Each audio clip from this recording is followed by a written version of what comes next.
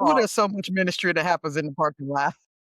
And so just listening to some of the conversations, but more listening to the personalities that they were naming.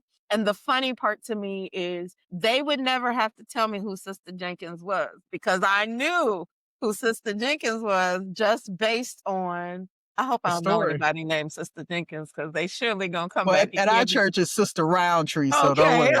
You can use Sister Roundtree. Okay, Sister Roundtree. If I didn't know who Sister Roundtree was, I knew who she was based on how they described her. So I think it's really important if you know anything about family dynamics, and most of us know it kind of peripherally so, right? Like we'll say, oh, that's the family scapegoat, or she's the one in the family that everybody goes to, or the hero, Strong or one. yeah, the strong one, the one who never cries, the one who gives all the great advice. I mean, so the more I started listening to those conversations, the more I was like, there is something here about how we function around this Thanksgiving table and how the folks at the church house, how they function around the pulpit or in the Sunday school classroom. And so just seeing that there was definite synergy between those two things when I went back to get my graduate or do my graduate work in counseling. When they asked the question, what do you want to study more of? I said, oh, I definitely want to study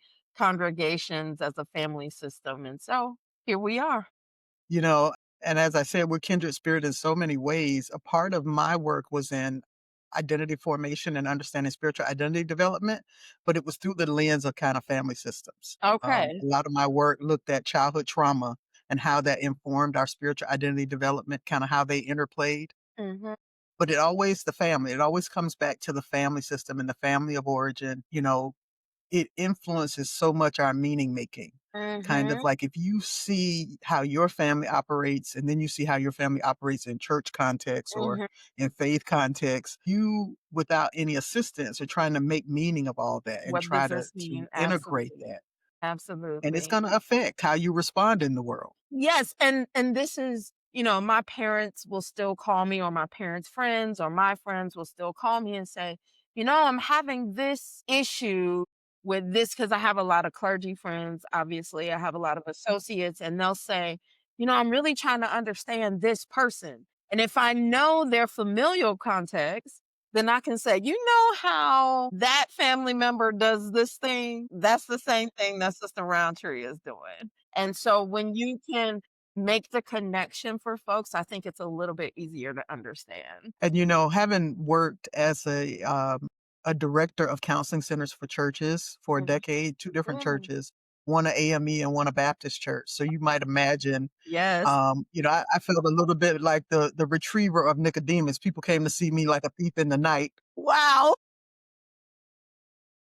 but when they came, usually it was because Lord of have some type mercy. of interpersonal conflict within the Conflict. church. Right. Absolutely.